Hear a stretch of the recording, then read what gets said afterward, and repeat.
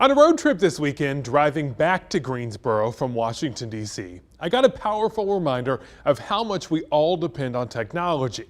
I was using my phone for directions when all of a sudden, Apple, bam, went down for millions of users across the country.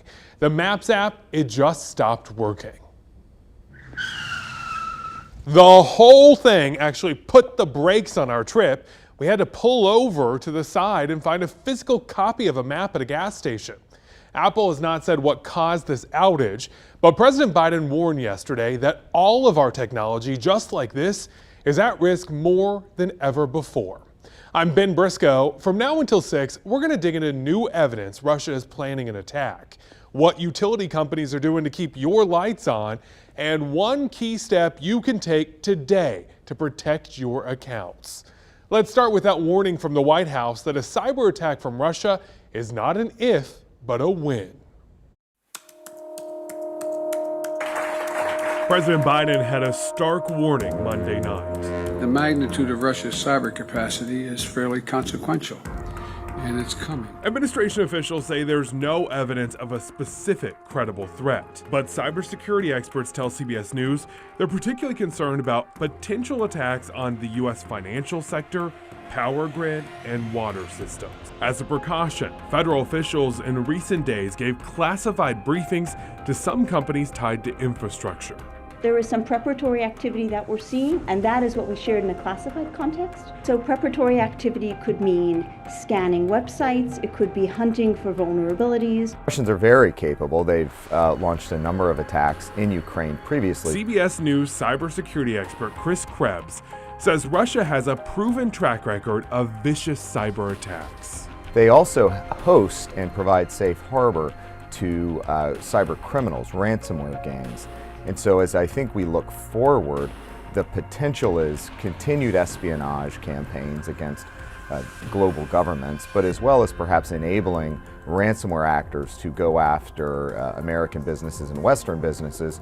And I'd point out that as the sanctions continue to lay waste to the Russian economy, it may become an economic necessity for ransomware actors to strike out and bring in revenue or money back into Russia. In the Triad, we know firsthand how bad things can get when our infrastructure is attacked. Less than a year ago, we all had to scramble to find gas and wait in long lines because of the ransomware attack on the Colonial Pipeline that knocked out the flow of gas to the East Coast for about a week. It was not pretty, and experts say an attack now from Russia could be even worse. This is similar to ransomware in that it locks a system, but instead of demanding a ransom, it's not extortion. You just wipe all the information, you brick those systems. To help protect you from another cyber attack, the federal government issued new cybersecurity standards for pipelines. It included a new requirement for pipelines to hire a cybersecurity coordinator who's on call 24/7. That person's job is to test the system every single day to identify weak spots where hackers could get in. Another possible target, our banking system. But before you panic that your money could be stolen, listen to this. Investopedia says federal law protects people from losing their money. It says you can probably get your money back if your bank gets hacked and loses it. But the hack could be a cog in the banking machine, which just slows down your access to the money or a loan.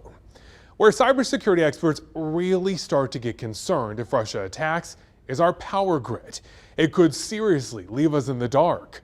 The Energy Secretary says a hacker with the right skill set has the power to just shut it all down. And the FBI director today also shared similar concerns. Today, we've also got to be vigilant against someone half a world away trying to shut down an entire sector of our society or economy with a piece of code.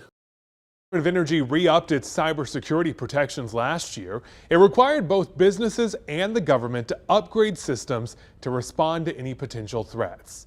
And Duke Energy has done just that. It says it has a team that works around the clock to protect their system. It also has software in place to protect employees from accidentally letting a hacker into the system. 1 year alone, they blocked 2.2 billion potentially dangerous emails. Here's the thing that really gets to me about all of this. To attack a company, all hackers really need is one employee to let their guard down. Experts found about 90% of all cyber attacks start with a phishing email, and it can happen to anyone. We are all vulnerable. None of us want to be that guy that shuts the whole company down. Just think before you click, right? When in doubt, don't is always a good idea. And just make sure to keep your software, up to date. Here's a trick you can try. Hover your mouse over the link before clicking it. You can see where it will send you. If the site looks off, don't click it. Let your IT people know. Implemented two-factor authentication. That is where you log in with your name and password, and then you have to verify your identity with a second step.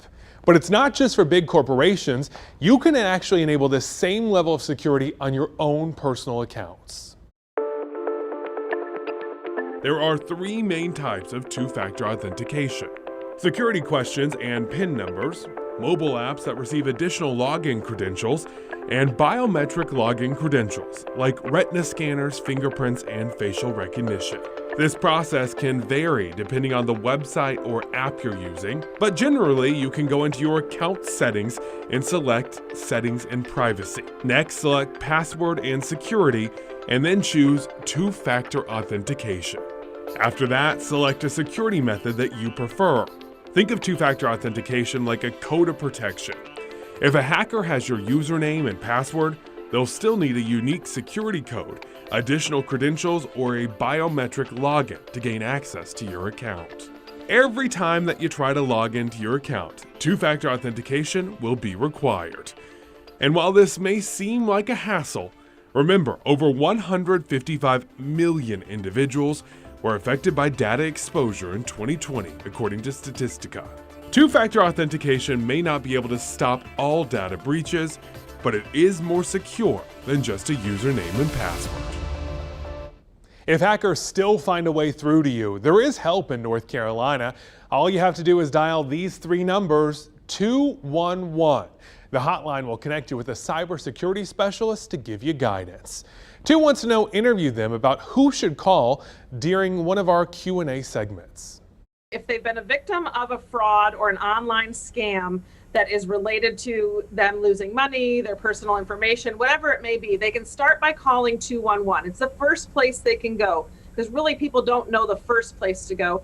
Many times they'll call 911 for identity theft or a romance scam, and that's not the place to be. You call 211 and those trained specialists will help you figure out where to go next and what you may need. Today we have talked a lot about hacking done through emails, but it's also text messages you have to worry about. Even if you found a thumb drive on the ground, you might want to think twice before actually plugging it in. If you Google Dig Into It Cybersecurity, you'll see we have a whole segment on all of those tricks on YouTube, giving you ways to avoid those other types of attacks.